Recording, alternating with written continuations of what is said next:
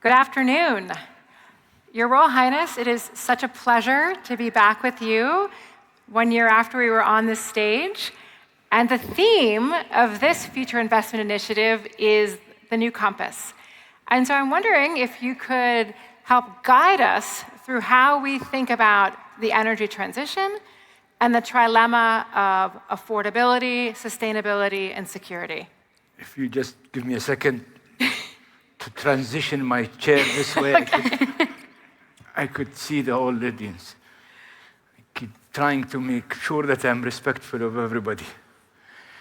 I just finished an hour ago, a small group talk on transitioning.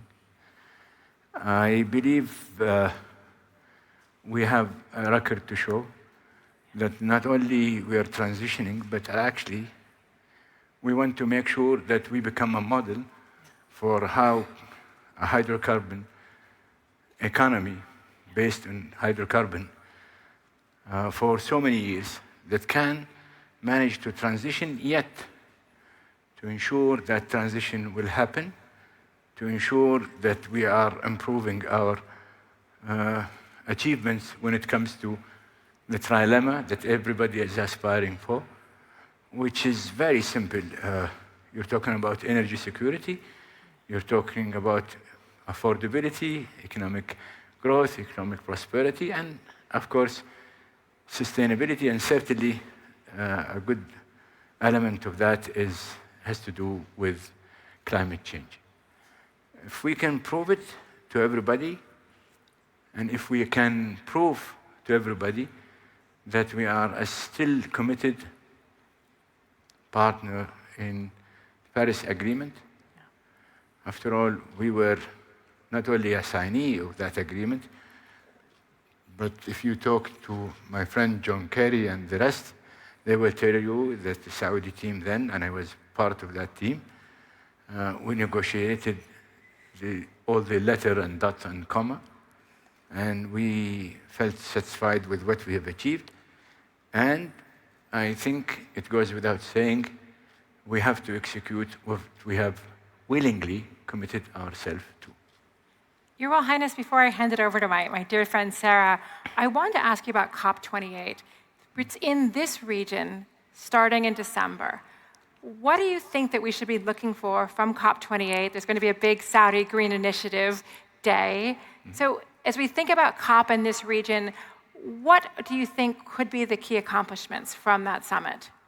Well, we're all, of course, looking forward for COP28, and certainly we're all willing and working actually with our friends from the UAE to make sure that we do at our utmost, as well as their utmost, to ensure that COP28 is a successful COP.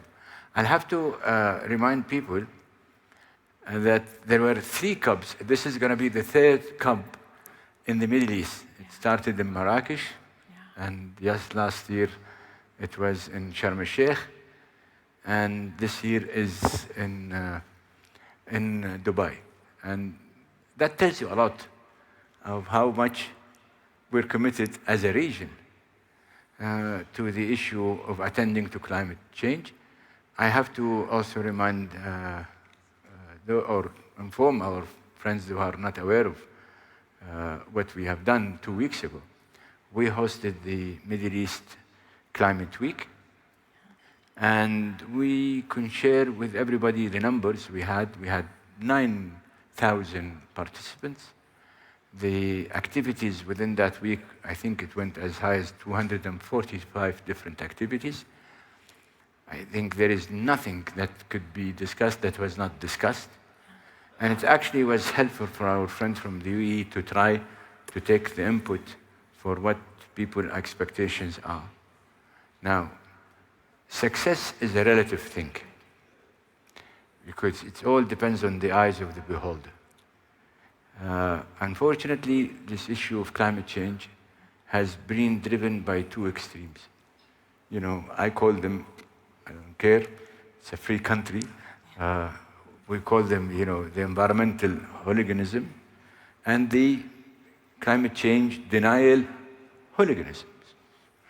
And we feel that if the debate is going to be a hostage between the two extremes, I think sensibility, well, I do love reading Jane Austen novels. So we are moving to, sense and sensibility. I think we are on a stage now where Pride and Prejudice is taking over. Will we get to persuasion?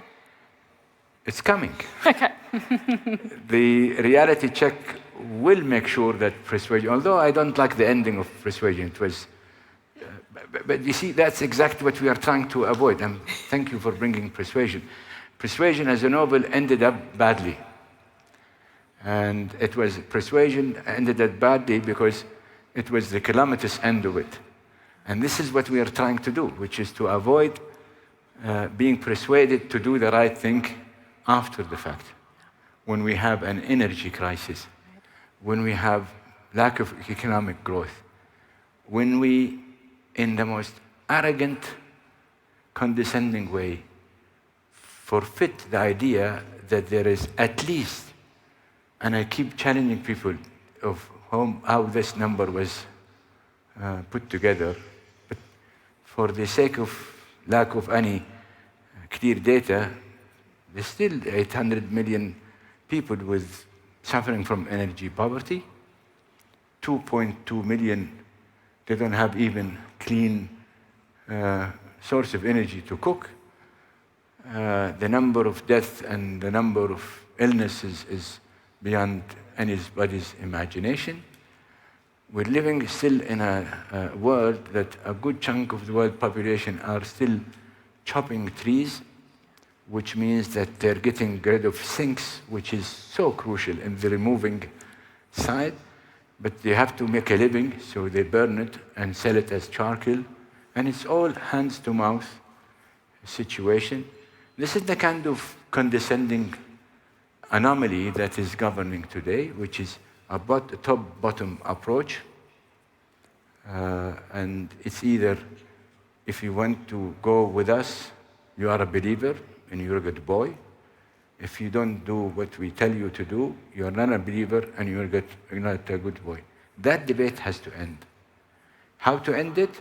I think we are advocating as Saudi Arabia. We coined something here. I actually announced it in 2019 in this chamber, in this place, in this event, which is the circular carbon framework. Since we have announced it, and since we announced the Green Initiative, and since the Crown Prince, His Highness the Crown Prince, announced the Green Initiative, and also announced the Middle East Green Initiative, I think it goes without saying that if we want to convince the world that there is the other way around to do it, we have to be there doing it, executing it. Unfortunately today, and you were part of a discussion just a while ago, there is a lot of talk about doing things, but there is not that much of an execution happening. What we want to do is focus, zoom, and do the right thing. Your Royal Highness, you mentioned two factors, data and denial.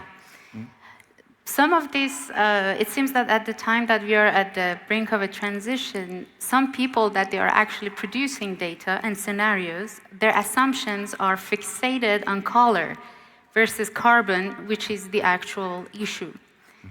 Back in 2021, you, in response to IEA's net zero scenario that was advocating demand shrinking from 100 million barrels per day to 24, you said this is a quote sequel to movie La La Land. Just recently, the CEO of Chevron actually echoed you and said that this is remotely right, and people can make scenarios, but we live in a real life, and in order to be able to create real supply for the demand, we need to invest in actual demand. So at the time that Saudi Arabia actually invested a lot and is pioneering in circular carbon economy, what is your view of peak demand? We just had two major acquisitions in the United States, two major shale producers. That one is major producer in low-cost assets, and the other one outside of U.S. has been purchased. At the time that companies are very much in the U.S., their strategy is based on capital discipline. So what is your view on... Well, just to put a disclaimer that neither myself nor Amin is aware of these acquisitions. We heard it secondhand, like what the media has put it.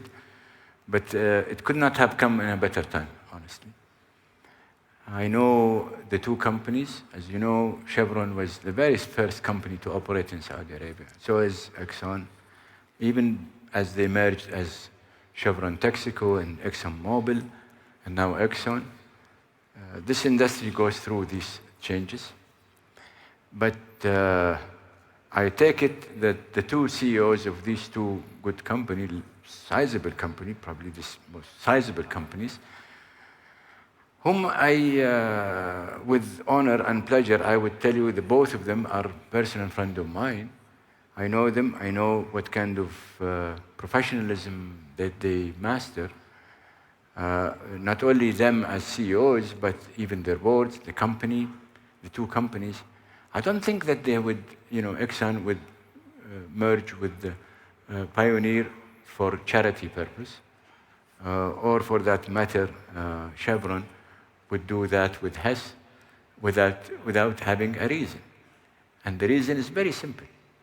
It's actually a testament of the fact that if they didn't think that hydrocarbons are here to stay, and they are buying assets to be later on not utilized, I don't think there is anybody who would buy an asset that he will have to freeze it and don't make use of it. So it is a testament by its own virtue that hydrocarbons are here to stay. You will see numbers shared by anybody that actually in transitioning, you will use a lot of petrochemicals. And that's a fact. You will use a lot of polymer, and that's a fact. Even in wiring and transmission line, you will use a lot of petrochemicals.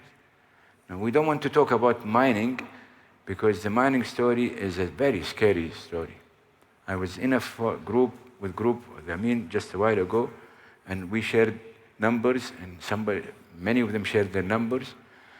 I don't think the word is there to develop these materials and raw materials that are required. Remains a challenge, but being the Minister of Energy in Saudi Arabia, I know the limitation of being convincing people that the transition that everybody is talking about cannot happen. I think people need to go for that reality check. And again, out of sheer sense of responsibility, I will tell everybody, we have stopped talking about it. We're not going to be breachers. We're going to execute and showcase what we could do. You mentioned about the energy poverty and affordability and the nexus between energy, food security, and safe water. The data you just mentioned about the people that don't have access to energy. Saudi Arabia historically has been a reliable supply source in the market, which is very crucial for the energy security. From going back to the history when oil nationalizations were happening everywhere, Saudi Arabia had gone through a negotiation and buying back assets versus the hasty nationalizations, the redundancy in the infrastructure, the inventories that Saudi Arabia is investing around the world to have access to quickly supplying to the consumers, investment in spare capacity, or within the framework of OPEC, the role that under your leadership is happening with cooperation with other countries to give market assurance on the supply side. So What is the role that Saudi Arabia could play for reducing this gap between global north and south and tackling the energy poverty? Given the fact that Saudi Arabia is producing one of the lowest cost producers of clean energy and renewables energy, from hydrogen to other sources of energy. Again, but you have two questions in one. I would have to answer you on the redundancies that we have. Again, ExxonMobil, and Chevron didn't buy because they want to have stranded assets. We are investing certainly not because to create a stranded asset. Why would we go to 13 million if we know that there is no demand for it? Yes, a chunk of that will have to be maintained as a strategic capacity, if you call it, our own well-utilized SPR, and we have a record. Helima, you can testify for that. But if we did not see the merit for it, why should we continue with it? Now, if people believe that we need to phase out and phase down, be it fossil fuel or hydrocarbon, I honestly believe it is upon them to take the highest moral ground and take a decision, and effective January next year, they should disallow investments in increasing production or increasing capacity. I'd love to see anybody who breach on the idea that we should phase out or phase down hydrocarbon or fossil fuel take a lead and lead by example. And I'd love to see who would come vouching out effective this evening to say, I would like to be the first to do that. And you will find out that none of them would do that. Now, you would not find a lot of people really putting their money where their mouths are when it comes loss and damage. We just had a meeting just last week, and everybody is trying to throw the whole thing on somebody else, simply because they know it is extremely expensive, and they would like to dilute their commitment first and foremost, because 80% of the responsibility on what has been emitted into the atmosphere is a good chunk of that 80%, or it is 80% actually of it, is done by somebody else. Why people bear a responsibility on something they have not caused? That's why they called it, they give it that name to start with. But again, let's hope that some sensibility can come in COP28, because again, we will be drifting back to the old thing, the same thing that we had in Sharm el-Sheikh, the same thing we had in all these COPs, which is trying to juggle responsibility without being fair, and I would have to say honest. Your Royal Highness, we have 1 minute left, and I would be remiss if I let you leave the stage without asking you about your sort of principles for the market. And you've talked about your 3 Ps: proactive, preemptive, and precautious. And your tenure has been marked by tremendous uncertainty and instability in the market. And I'm just wondering, do you have conviction in your 3 Ps as we navigate the sort of next couple months? But it works. It works, yeah. Fantastic. Fantastic. The minute is over. So thank you. And with that, we will... I have to prove it to everybody. Let's talk numbers. You know it better than me, Helima. Oil trade is a $2 trillion, just in case people don't know that. All commodity trades is $300 billion. So you're talking about almost 7 to 1. So you have oil and everything else trail way back there. If this trade is not managed, I don't know what else any energy ministry in planet Earth should do. And if it is acceptable for the dollar, the euro, and other currencies to be attended to, I think a commodity as important, as relevant as this, and as you see it, it is unfolding before everybody's eye.